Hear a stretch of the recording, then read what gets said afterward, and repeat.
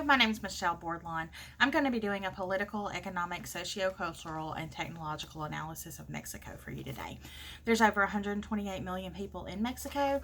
92% speak Spanish, 82% are Roman Catholic. The life expectancy is 76 years. The median age is 29 years. 80% of the people live in urban areas.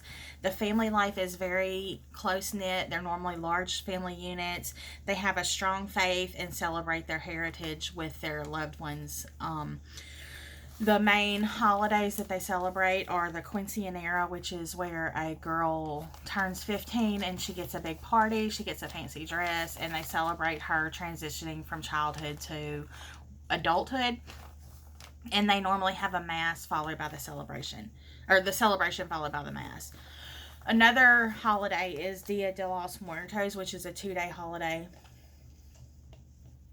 In November, they celebrate the lives of their dead family members. They tell stories, they make pastries, they, just celebrate life.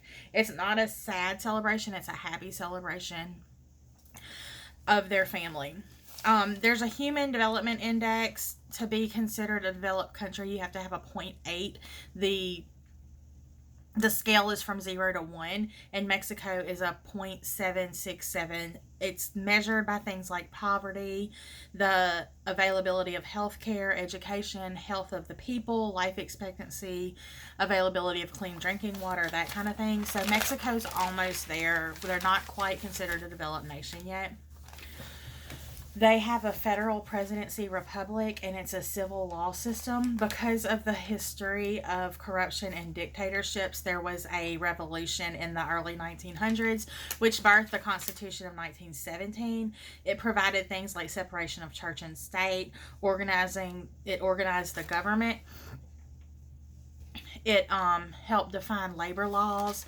It helped define human rights, and it provided that the government have to give back any land that was seized to the citizens.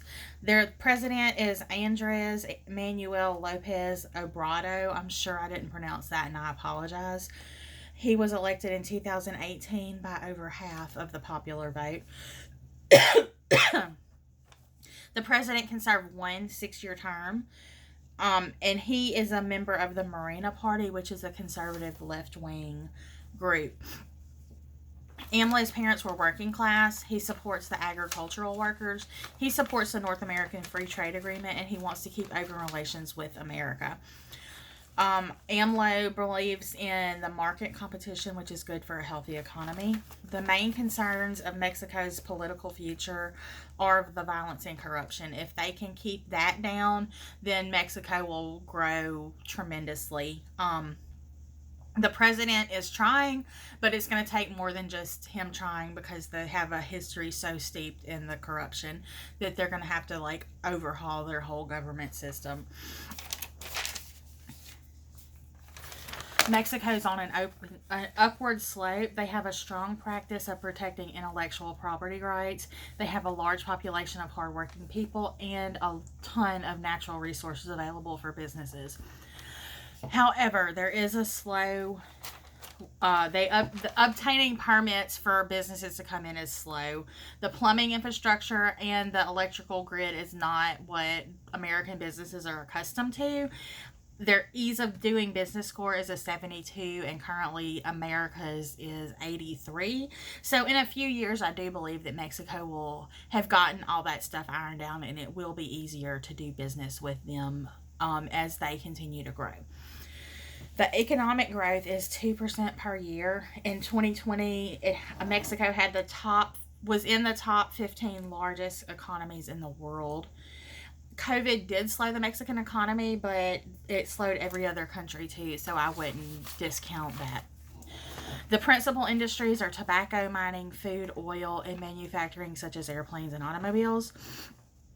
90% of their dealings fall under free trade agreements that we have with over 40 other countries. The North American Free Trade Agreement, or NAFTA, was supposed to strengthen agricultural trade, support international property rights, and ensure small businesses profit from the agreement. Since joining the World Trade Organization in 95, Mexico has benefited because they've lessened tariffs, they've expanded trade agreements, and the customs procedures have been simplified, making it easier to import and export. NAFTA has done more harm than good for Mexico because it was seen as a low cost investment location. In northern Mexico, it's more industrial. In southern Mexico, it's more agricultural. And the farmers were hurt because they were put up against the American farmers, and the Mexican farmers took a loss, and it caused a lot more poverty and unemployment. So Mexico needs to figure out how to tie in those two together to bring the economy out of the slump that it's in. One benefit from Mexico joining NAFTA is that Mexico showed the whole world that it's ready to trade, it's ready to do business, and bring other companies in for a better economy. The technology field of Mexico has grown 10 to 15 points per year since 2006. The Mexican government has launched ProSoft in 2004, which is a program to develop software and information technology. I'm sorry. Through that, they developed Mexico First, which is a grant program that increases the IT workers through training grants and recruitment outreach.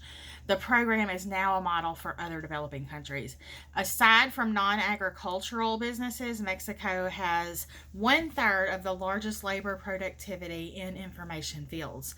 A third of the tertiary graduates in science or IT fields are women. A third of the Mexican citizens aged 16 to 24 attend online courses now. And the government research and development budgets have increased 42% between 2008 and 2016. In the United States, 10% of the patent holders are women, but in Mexico, 12.2% are women. That's fabulous. Like, Mexico is kicking butt. I personally think that it would be super smart for any international company to invest in Mexico because right now the time is right. They're not quite a developed nation, but they will be in a few years. Their technology is booming right now, so it would be really smart to get in there and have your business set up before it grows to a point to where it's harder to get in. Their president and their future presidents need to take a stand against corruption, and as long as they can keep the corruption down, I think that Mexico is perfect for small business. I mean, not small business, for multinational businesses. I have been to Mexico. I love Mexico. There is nothing like the beaches on Mexico, and the people of Mexico have the biggest heart.